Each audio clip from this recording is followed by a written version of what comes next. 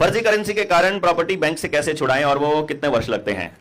देखो भाई, ये मैं आपको बता दूं कि प्रॉपर्टी तो हमने बैंक को दे दी ऐसी चीज के बदले जिसका कोई मतलब नहीं था, और ये एक दिन में छूट सकती है। एक दिन जिसे कहते हैं, एक दिन, बशर्ते कि वो जो एक दिन है वो हम लोग तय करें और हम सुप्रीम कोर्ट के दरवाजे पर जाकर खड़े हो जाएं कि हमको कम से कम सुनना है।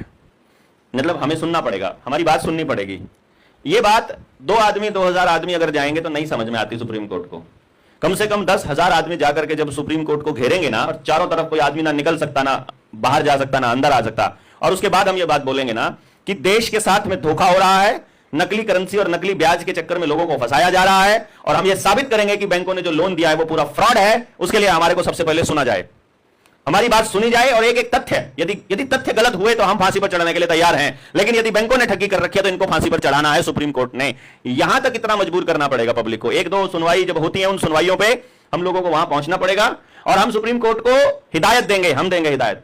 सुप्रीम कोर्ट हमको हिदायत नहीं देगी कि अगर तुम अगली 3 सुनवाइयों में 6 महीने के अंदर अंदर हमारी बात, हम मतलब बैंक से कम रिटर्न रिप्लाई नहीं ले पाए, तो हम ये मान लेंगे कि बैंक और सुप्रीम कोर्ट मिला हुआ है।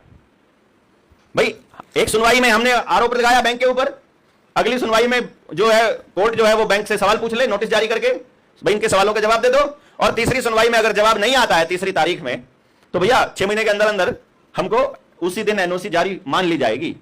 तो ऐसे छूटेगा ये। या दूसरा तरीका है कि मोर्चे में आने के बाद जिन लोगों ने रुपए के मसले को समझा, जो महत्वाकांक्षी लोग हैं, जो अपनी दुकान खोलकर बैठे हैं, उनमें से किसी एक व्यक्ति को सत्ता में बैठा आदमी आगे रखकर देवेंद्र बल्लारा के ऊपर आरोप लगाकर उसके नाम पर एक आंदोलन खड़ा कर दे, और जो दुखी पीड़ित लोग हैं उन सबको उसके पीछे लगाकर एक आंदोलन करके और बैंकों से उनका कर्जा माफ करवा दे। जिनके आवेदन लगे हैं सबके कर्जे माफ। तो हमारी मेहनत को जीरो कर दिया गया, जिन्होंने लगाया हुआ था उनके कर्जे माफ हो गए, और एक अब नए सिरे से नए लोग जोड़ने पड़ेंगे जिनके कर्जे माफ। अब वो बैंक की लड़ाई उनको क्या मतलब है? उनका घर छूटी गया ना, बाढ़ में जाओ जनता सरकार मोर्चा, बाढ़ में जाओ रुपए की लड़ाई।